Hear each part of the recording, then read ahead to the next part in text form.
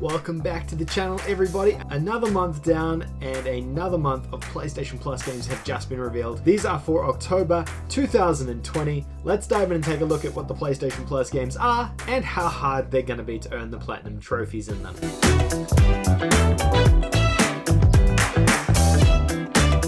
If you're a new viewer of the channel, please consider hitting the subscribe button down below. We're currently working towards a community goal of hitting 10,000 subscribers by Halloween to unlock a PlayStation 5 giveaway. So if you want to contribute and participate in the giveaway, hit that subscribe button down below so we can hit our goal. If you're also new here, every month we do one of these videos. We take a look at the latest PlayStation Plus reveals, and then after this video goes live, there'll be additional videos going live with full trophy guides and roadmaps for each of the games discussed in the PlayStation Plus lineup video. So stay tuned for those to go live in a few hours' time. Now, this month's PlayStation Plus lineup is honestly, again, another pretty awesome lineup, I would have to say.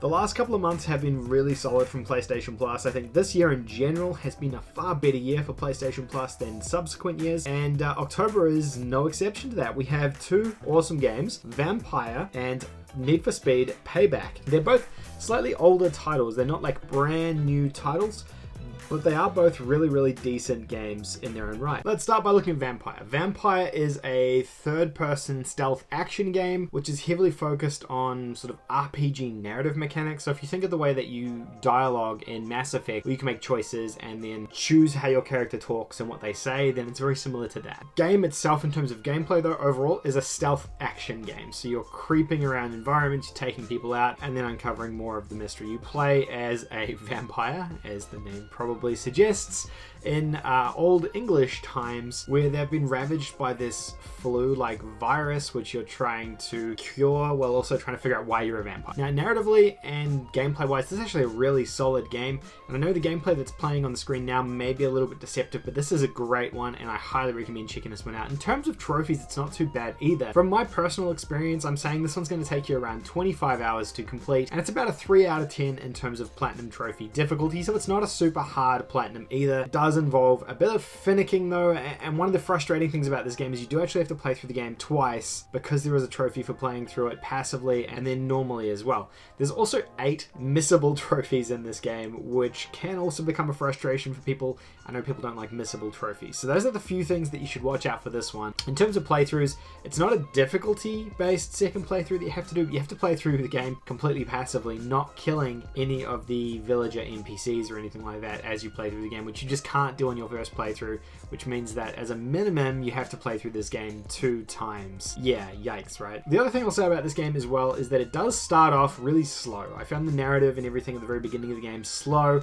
but if you stick with it, as you uncover more mechanics and story, it does get really decent after that initial phase of the game. And like I said at the top, we have a full trophy roadmap and guide for this game, which will be out on the channel hopefully by the time you're watching this, if not within a couple of hours. The second game this month is Need for Speed Payback. This is by like the middle game in the Need for Speed sort of reboot series that happened on PS4. This one here is a heist-based game. It's kind of as close as where they've gotten, I think, to Fast and Furious by developing this. You're playing as a crew of heisters. You play as 3 different characters. They all have like a different special abilities, kind of like Grand Theft Auto, but without the Grand Theft Auto part if it was just driving. This one here is not bad. Personally, I didn't mind this Need for Speed game when I played it as well. It's not as good as the latest Need for Speed game, which was Miami, I think, or Heat. This one here focuses more on narrative and action versus actually racing, and you'll spend more time chasing cars and doing these action sequences in cars. So it's kind of not a driving game. It falls into that Fast and Furious camp of it's a game about cars but not about racing, if that makes sense. The game itself is good. It's worth checking out, especially because it's free this month too. Trophy wise, it's not that bad. It does have online trophies, but they're not egregious. It's only going to take you a short amount of time. It's about a 3 out of 10 in terms of difficulty,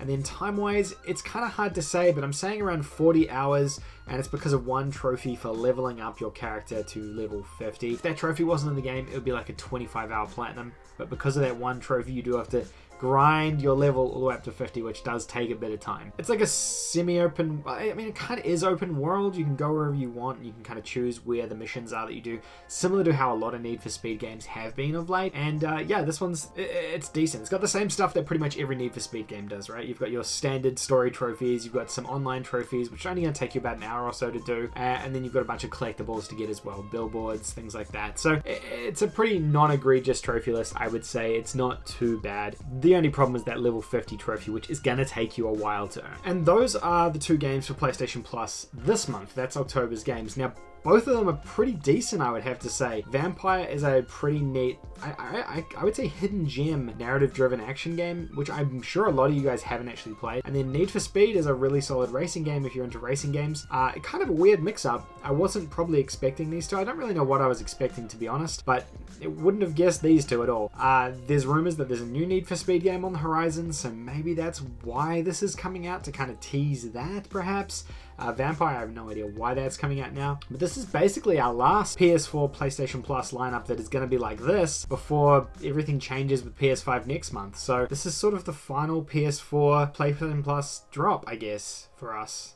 At least for the time being. Let me know what you guys think. Are you going to be checking out either of these 2 games on PlayStation Plus this month? Maybe you've played them already before and you're going to go back and finish the platinum on them, or maybe you've already platinumed them. I'm really curious to get your thoughts in the comment section down below. Like I said earlier as well, we do have full trophy guides and roadmaps, both of these games coming out on the channel within the next couple of hours, so check those out if you're interested in going for the platinum trophies in either of those. Anyway, that's all from me. Thank you so much for watching this video. I really do appreciate it. If you're new, don't forget to subscribe, give a thumbs up, and I'll see you guys all in the next video. Bye for now.